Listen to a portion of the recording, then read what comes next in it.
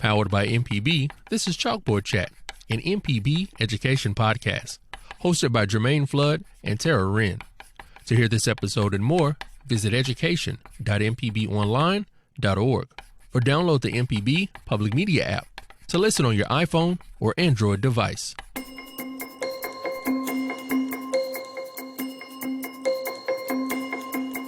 Welcome to Chalkboard Chat. I am your host, Jermaine Flood. This is going to be one of our special Slate session episodes because we have Dr. Nashley Cephas, the founder and CEO of the Bean Path, a 501c3 nonprofit incubator and tech consulting organization that provides technical advice and guidance to individuals and small businesses to help grow networks and fertilize communities. Now, she is one of the only ones that I know in the city of Jackson right now doing something of this nature, and I would like to welcome her to Chalkboard Chat right now. Welcome to the show, Dr. Nashley Cephas. Hello. Thank you so much for having me. I appreciate it. I'm so proud to have you on just because of the fact of where you came from and how you got to where you are now. So I just want to go ahead and just delve into you a little bit, kind of dissect you as a human, as a business owner, just as a whole person all around. So let's just jump into it. Now, the first question that I ask a lot of the people who come on Chalkboard Chat, because I'm always connecting your walk to an education walk. What is your fondest memory of a chalkboard from your childhood? Oh, wow. And we actually used chalkboards when I was, right. Coming this up is so in elementary. Far from where you're at right now. Kids don't know anything about that nowadays, but I would say we used to learn multiplication. So timetables, what we used to call them. I don't know what they're doing now. Everything's so different, but that was it. 1 times 1 is 1, 1 times 2 is 2. Getting on up there into the 9s and the 12s. That was so scary back then, but I think math definitely grew on me as my favorite subject because it was like a puzzle to me. That's my favorite chalkboard lesson. Right. Now you can tell a student is on task when they say the thing that they remember from their childhood is math on a chalkboard, because most of the people I interview are like, I just remember banging the erasers together to get the dust off. And you're like, I remember math. So you were always kind of this studious type of student ever since you were little? I think so. I was pretty creative and like very hands-on. I often tell this story that I grew up in a house full of women, and so we worked on everything like lawnmowers, hung Christmas lights, hung ceiling fans. And so my mom, my grandmother, my sister, they would always have us working on stuff. And I was very creative. I was into music. And so I think at the age of 9, I started playing the piano. And so it all just went together with me, like music, math, figuring out how things worked, putting together stuff. It was all like this very calculated way of doing stuff. And I think that really just stuck with me. And I saw those patterns and all those things that I was doing. And I would say, I was majority of the time towards the top of my class, or if not the top of my class. Right. And so, I just excelled. I just wanted to learn. I was such a big learner. Even today, I'm still a learner. I want to learn as much as I can, so that's kind of there was a driving force for me. The blueprint, so to say, of what you are now is what you were doing when you were young. Good stuff. Yes. Good stuff, Doc. Now let's talk about moving in from childhood into maybe, young adulthood when you first started college. How did you know, or did you even know that you were going to be going in this path to, no pun intended, the bean path, literally? Yeah, no, I did not. I think even if you go back with me being kind of the top of my class, I never woke up and said, I want to be the top of my class. I want to be the best. I want to beat everybody.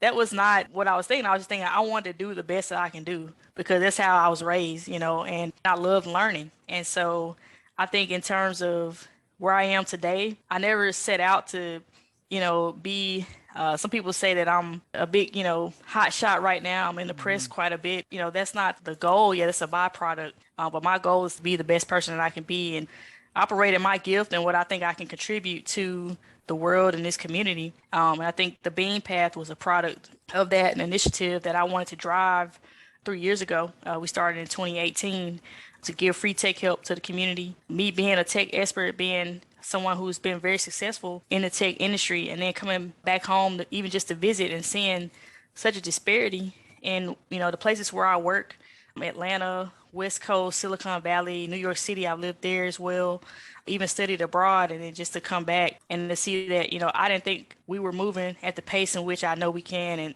being the best that we can be in terms of technology. And so I wanted to be a part of that solution. So that's kind of where all that stemmed from. And then it just kind of grew into something much, much bigger. Right. Let's talk about your college career first before we move into that Bean Path career. When you were in college, what was the setup, and did you even know you were setting this up to be able to go into working as an entrepreneur with the Bean Path? But what was kind of the setup and the path that you chose to go into to kind of lead you here? What was that like? Yeah, so I majored in computer engineering in undergrad. I went to Mississippi State. And, even during, my high school years, middle school, I really didn't know what engineering was, to be exact, until I did this summer camp at Mississippi State. And I often joke because my mom always had us in summer programs. Like she was not going to let us sit at home in the summer. Like we had to be in somebody's camp doing something, not just sitting at home. And so we did a lot of camps at Jackson State, my sister and I, math and science courses, like robotics things and music and sports. And she had us doing everything. And so, but that one was the one, it was a summer camp for girls after my 8th grade year that summer. It was up at Mississippi State.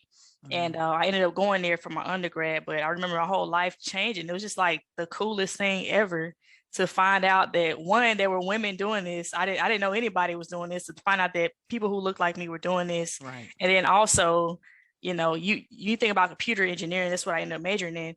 You're basically typing in these letters and numbers into a computer, which is in the form of computer code, and it controls literally everything around you.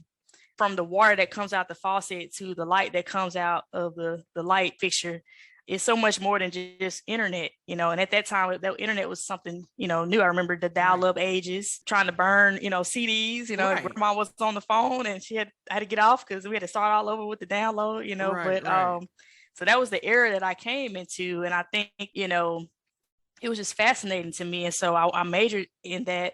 I ended up getting full ride. Most of my family went to Jackson State, so I was a little bit of a rebel going to Mississippi State. Right, you were.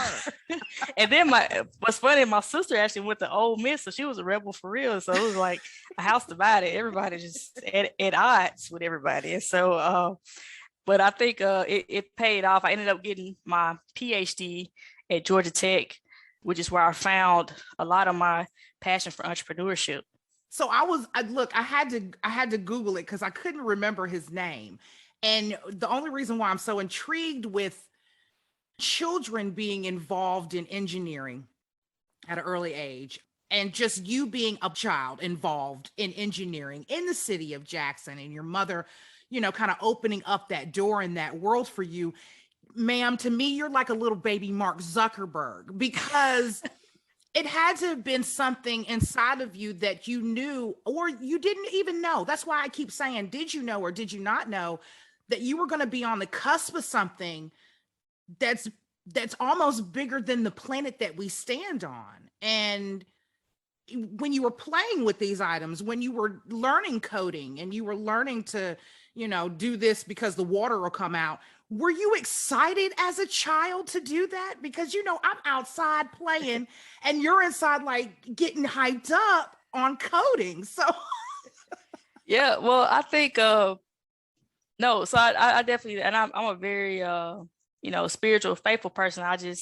I believe that things happen for a reason, and God places me where he needs me to be in order to help people. But, I had no idea. I'm just enjoying the moment. I'm trying to do what I'm supposed to do.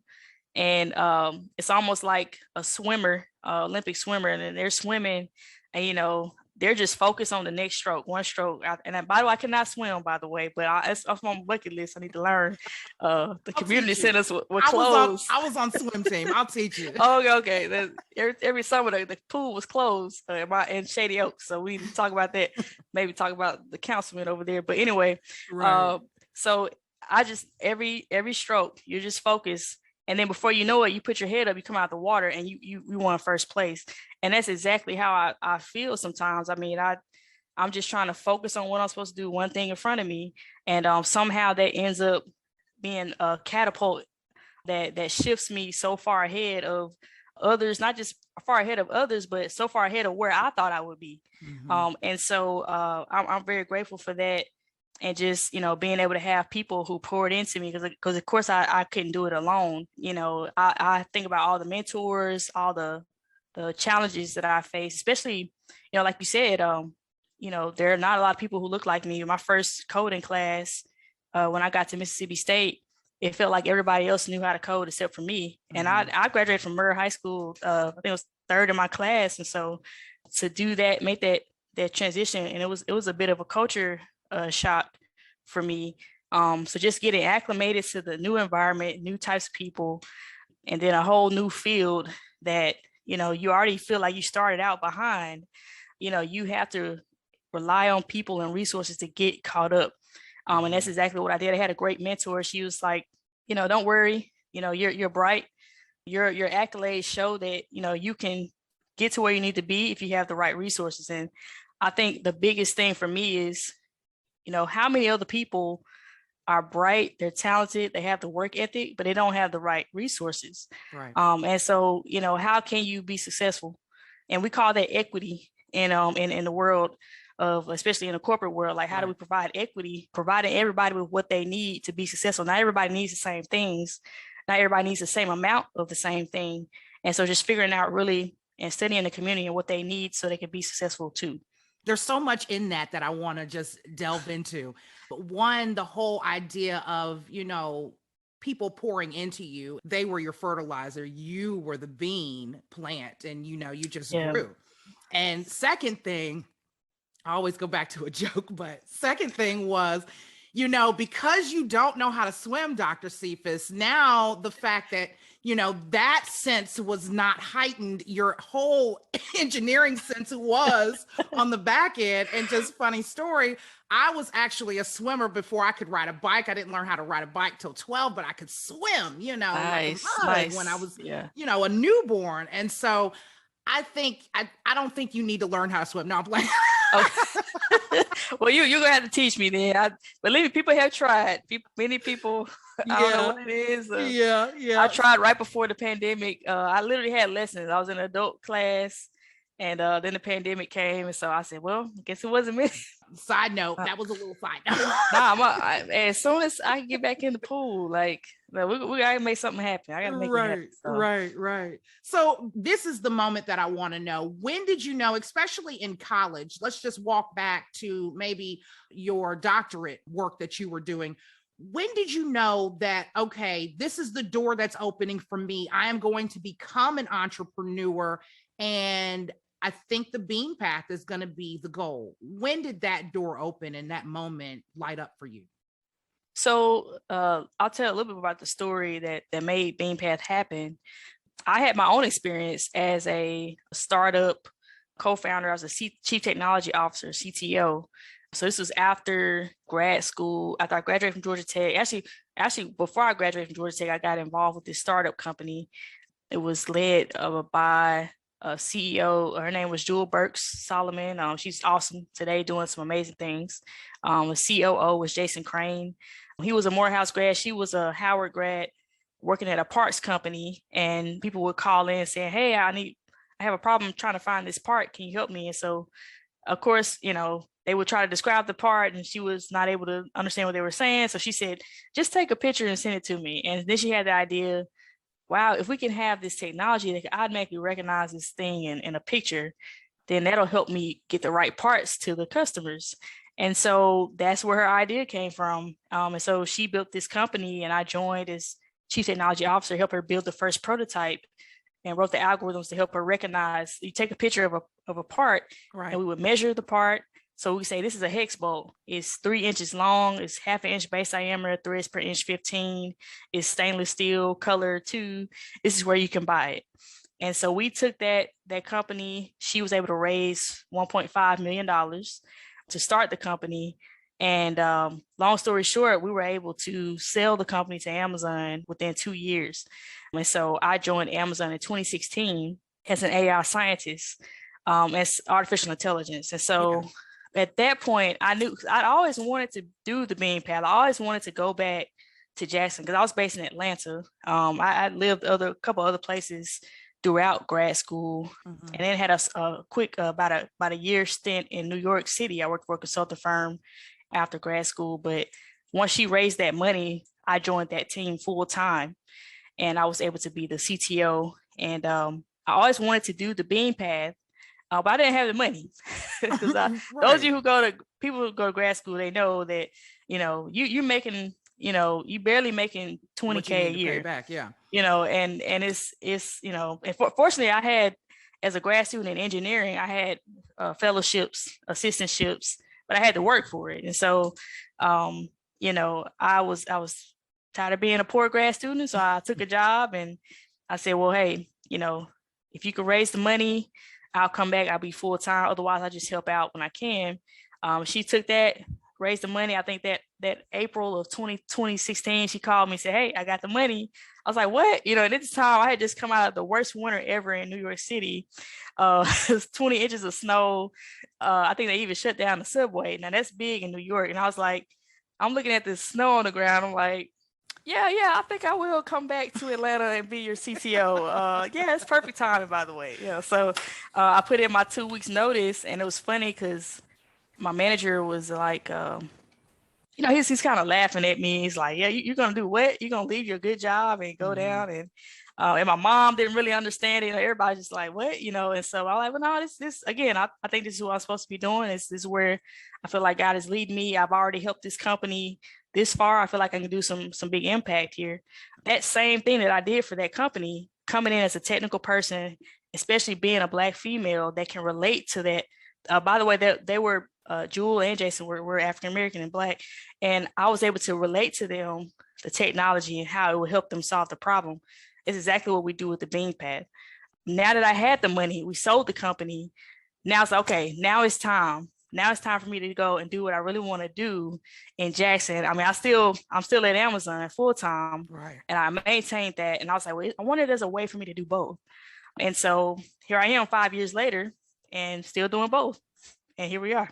I'm telling you, your trajectory moves at the same pace as technology. I like that. I've never heard that before. It's on the same pace as technology. Like, you started this. So tell me, there's so much, and I could go on forever with you, because when you developed that software that could recognize things that you took a picture of, was that first idea? Because, on my phone, look, I'm just going to talk like an untechnical person, but on my phone, Google has now got something like that. But was that the first idea? This was the first idea, doing it for parts, replacement parts. And actually we were way ahead of our time, because we were doing more than just recognizing the thing in the image. We were measuring the thing in the image. Right. And this was at a time before we had the latest phones and all the latest technology and latest cameras and everything. You're talking about 2013 when we came out. And so I think this was like during the iPhone 6, 5, or no, this wasn't even iPhone 6. It was like iPhone 4 or 5. Right. And so it was very difficult to build, but it really just took thinking outside the box. And I think that's one of the things that when we limit ourselves so much in the tech industry, when we don't share and provide access to technology education to non-traditional people, because those are the people that have the real ideas, that those people that's going to think outside the box. You just got to give them the right tools, and then you'll get something great, just like what happened with our startup company, which was called Part Pick. And so I think actually, if you've used the Amazon shopping app, you can pull it up now. There's a search bar, and there's a camera button right next to it. You can click on that camera button and point it at something like your shoes, your watch, right. Your computer, and it'll try to recognize. So that was our technology. And they took the actual part, they call it Parts Finder when we first launched. we had several articles about it when we launched in 2018. We were already at Amazon at the time, and then they ended up taking it out and then just simplifying it again. But we went through all those stages, and yeah, we were the first people. I think that's what really attracted Amazon to us. Not that we set out, again, like never set out to sell a company to Amazon. Right, I just was trying to help my sister. You know, she needed some help, and I was like, oh, I can do that for you. Right. And so there you go. And you know, look at us now. You know, we're all doing some amazing things now. If I was an emoji, I would be the mind blown one, like, wow. Because you just talking about all of this blows my mind. I want to know, how proud now is your mom?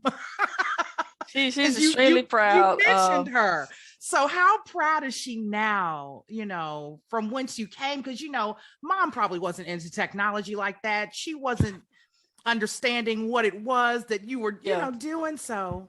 Yeah, no, I still don't think my family really knows what I do. So that's great. I try to explain, but that, you know, the app really helped. That really put it on. That was like, I get it now. Like I can use, like, yeah, like technology is really to help people solve problems in their everyday lives. It's not meant to be this abstract thing that you're intimidated by, that, you know, you never touch. It's we use it every day. We use AI, AR, VR. And so I think she's extremely proud. She is probably one of my best employees. She works for us too. And she goes above and beyond everything. And that's just my mom in general. Like she can do everything from put down a new floor to paint, you know, the building, to, you know, being the financial officer that pays all the bills. Like she can do whatever I need her to do. And she's extremely supportive. My grandmother too. My grandmother's still in Shady Oak. She's not going anywhere. That's her house. You know, that's where she resides, and I visit her every time I'm in town. So they're extremely proud, and I wouldn't trade anything for them. Like, they've been so supportive of me. I attribute a lot of my success to them and growing up in that environment. Right. Well, naturally, in the most proper of ways, you get it from your mama. Yeah. Yes. So let's talk about the Bean Path. Now, this is to promote tech workforce development and empower small businesses and startups in the community with tech tools, awareness, and know-how. Let my people know exactly what it is that they could get from the Bean Path for themselves. So yes, the Bean Path focuses on free tech help.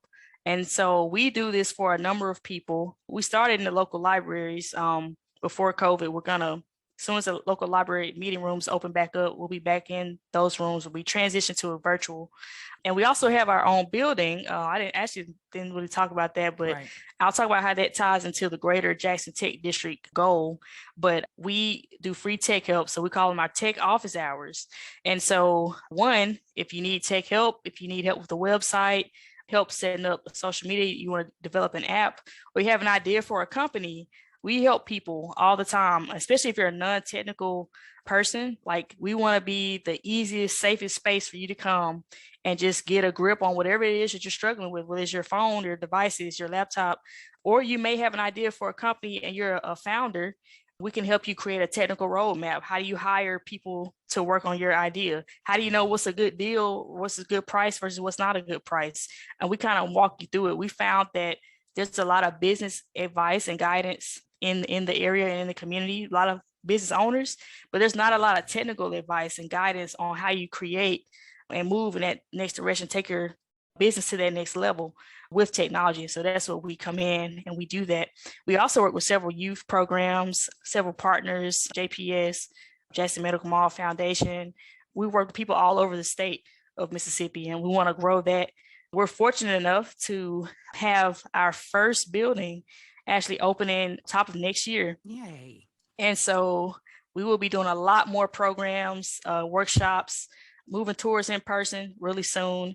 We've gotten funding from Kellogg Foundation, Rockefeller Foundation, Amazon, Entergy, and we're excited to be bringing on our first set of full-time staff. We've been operating on a staff of about 10 part-time people for the past 3 years, so we're finally taking it to the next level.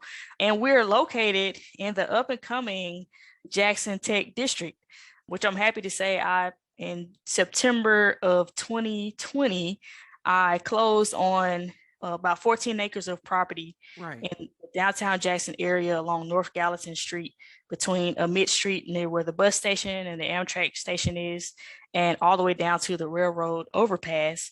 And we have 8 buildings now. My team and I are developing this property. We'll be developing over 700,000 square feet of property, innovation space, restaurant, live, work, play, housing, event center, and most importantly, more spaces like the Bean Path to have more companies and do more tech training and skills in a way that is very receptive to people in our community. Right. So I'm excited to work with many people on that. We got so much more in store. I can't wait for next year. So yeah, just stay tuned. So with everything that you've got going on, are you your own mind blown emoji to yourself? Absolutely. I every day I wake up, I'm just like, this is a dream. I imagine yo, my ancestors probably, they're probably like just like mind blown right now. It's like, even my current generation, I've gotten a lot of great feedback. Hey, we love what you're doing, or hey, we're so inspired. Hey, you bought that property, we're going to buy the property next door, and we're going to revitalize this whole city. And so I'm so excited about the impact we're bringing. And I'm actually back and forth from Atlanta, still in Jackson quite a bit. And people there, people all over the country. I've had people from Africa and London reach out about the project that we're working on. Inc. magazine did a big article on it, and that really put us on the map. And so it's literally at the point where we haven't had enough bandwidth to reach out to all the people who want to help. And so we're working our way through. I had to expand my team. We went from, it felt like going from 0 to 100, like real quick. Like how they say, I had to really level up everything in order to meet the demand for where we're going with this. And it's way bigger than me. It's way bigger than my team and anything I think we imagined. Right. Way to pay it forward, Doc. Just way to pay it forward. Giving back to your community, that's such a great thing. I love all of it. So when you're talking about, trying to set all of this up for everybody and paying it forward, talk a little bit about the college scholarships that you offer with the Bean Path. Yeah, so we offer, every year we do a big scholarship giveaway during our anniversary event around that time, which is usually around October. So we just celebrated 3 years with the Bean Path at we call it the Bean Barn, which is along Gallatin Street. We had a big giveaway for the whole family. And so we'll continue to do that. We gave away, I think, $2,000 worth of scholarships. Last year, we gave away about $2,000. We want to make sure that, especially kids or students graduating, and we focus on JPS because that's where we are. We're in Jackson, and we want to make sure that they have some tech component that they're trying to, major in. So some STEM major, and that they have a need for, a technology grant. So usually $1,000, $2,000 can get you a really nice computer, or maybe books for your first or second semester, So we just try to be a helping hand with those scholarships. We usually have the applications go up, I think around August, and then people apply, and then we usually award them in October. Okay. Good stuff, Doc. Way to pay it back. Now, I want to go ahead and give out some contact information because I know some of my listeners are going to be out there like, how do we get in contact with her? What do we do to get into this Bean Path? So I'm going to give out a couple. If I miss anything, you give out what you know.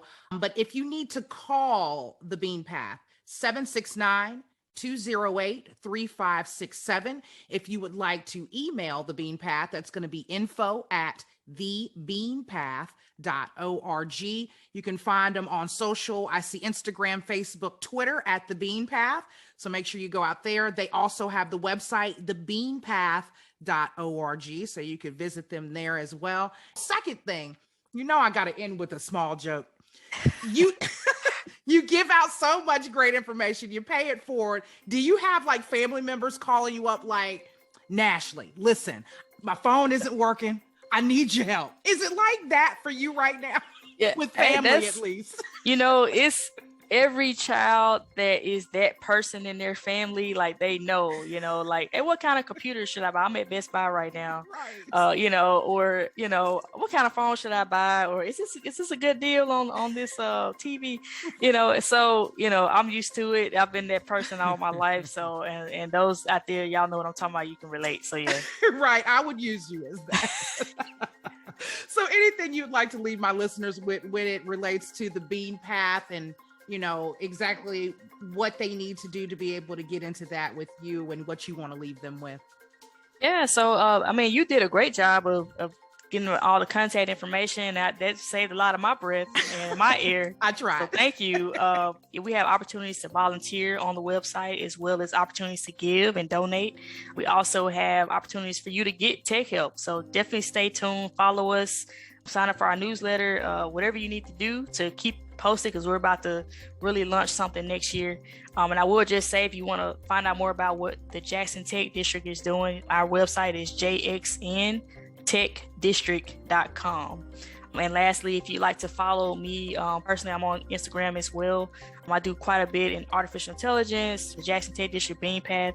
It's at Phenomenashly. That's PHENOMENASHLIE. I had to think about it. Right. But yes, or just search for me. I'm the only Nashley Cephas out there. In the last world. name NASHLIE, last name SEPHUS. So yes. Right. Make sure you do that.